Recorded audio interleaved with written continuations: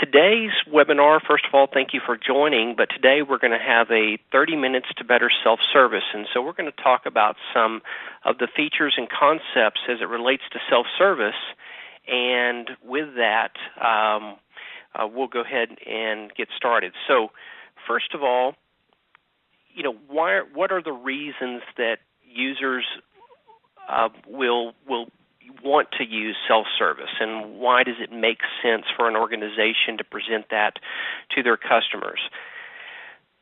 And I think the first and foremost is obviously customers need help, and so the traditional ability to register incidents from a self-service site makes a lot of sense. And this is typically or traditionally has been just one of many ways that customers can interact with the service desk. Other options might be email, and then obviously the telephone, picking up the phone and calling into the service desk. And so let's talk about some reasons why self-service is maybe a better option and an option that we want to drive our customers to. Well, first of all, the phone calls, that can be one. It is one of the most costly forms of registering incidents, and we have situations where we are where customers are wanting to, having issues and calling into the service desk and have long hold times, things of that nature. Then the other option is email. So with email, that's a very easy and quick form of communication, but typically it's not a structured request, meaning that customers will just simply say, my PC's broke. Well, with that doesn't give you much more information, especially when you're talking about service request, and we'll talk more about that here in a moment. So the self-service portal does give us the ability to create more of a structured request, and that can be much more efficient when it comes time to resolving the customer's issues. The other reason why self-service makes sense is we can give customers access to knowledge. Now, this obviously only works if we have knowledge articles that we've published and we're using good knowledge management practices. This is certainly not something that I would recommend if you're not going to spend the time to develop a knowledge base and, again, follow good practices as it relates to making sure that the knowledge that's published is accurate and up to date, because that can backfire on you if you don't have that in place. And if customers go to the self-service site, search knowledge, and can't get answers or don't get the right information, then you're likely to lose that customer, meaning they're less likely to have that happen very many times before they just stop going to self-service altogether. So I do encourage you to use this component, but make sure that you're doing it and you've got the right things in place so that it is a good experience and customers get valuable information there and true knowledge, not just information. The other reason that self-service makes a lot of sense for organizations is this concept of a service catalog and creating an experience where customers can, one, see what services that you as the provider offer, and then request those services. And here again, that's where a structured request becomes very important, because just imagine something as simple as requesting a laptop or an application. There may be a number of options associated to that request, and we want to make sure that we get all of that information up front so that when I receive it as the provider, I am immediately able to begin fulfilling that versus having this whole exercise of going back to the customer, getting more detailed information, that type of thing. So the other element to this is that when customers begin requesting services, it's also helpful to have a good approval engine as part of the application, which Remedyforce absolutely provides, and we'll look at some examples of that in today's demonstration. And to dovetail into that conversation of a service request, I'd like to kind of paint the possibilities and give you an image of an example of what an organization. And so I just want to be transparent here. The example that I'm going to give is not only utilizing Remedyforce, but we're also, in this example, going to be using an application called the Footprints Asset Core.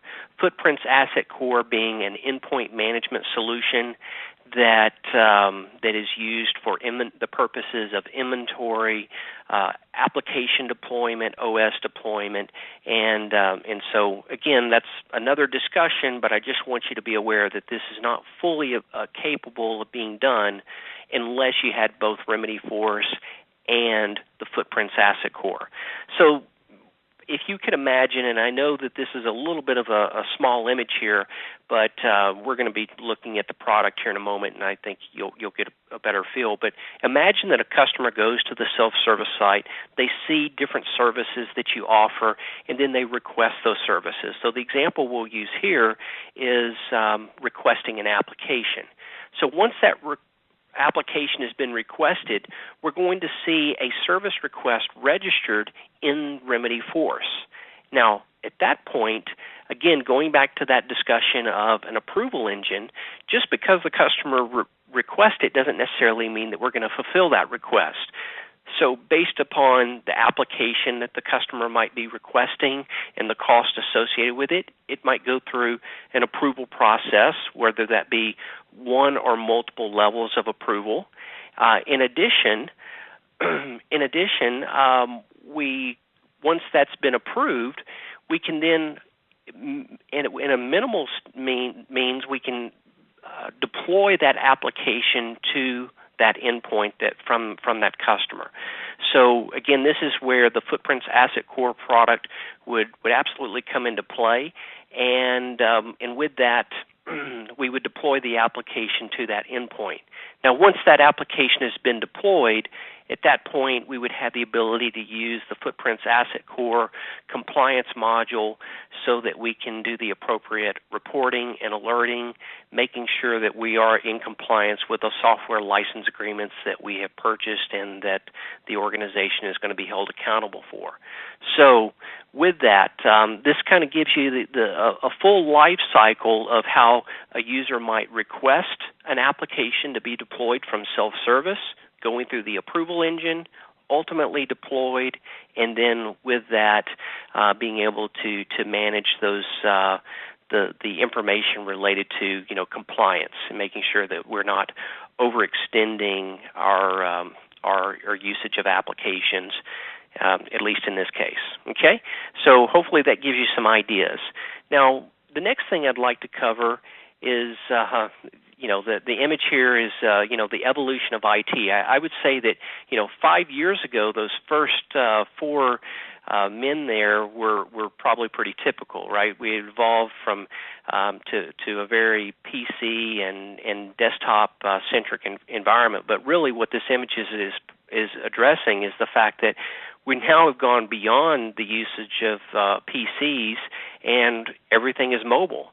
So we've got people on their mobile phones, and with that, I am happy to say that the Remedyforce application does give users the ability to register incidents, as well as check the status of incidents, register service requests, all from a mobile app. So that's something that you may also want to consider. Now, before I go into the product demonstration, I'd like to just real briefly talk about some good practices that you should probably consider. By no means is this a comprehensive list, but it absolutely, I think, is a good start. The first and foremost thing is let's keep it simple, right? Simple is better. When's the last time anyone ever had training on how to use Amazon to purchase products and services, right? So we want to keep it as simple as we possibly can, and then as our user community matures and becomes comfortable with this technology, then we can increase its capability, which would bring me to the next point of let's take a phased approach.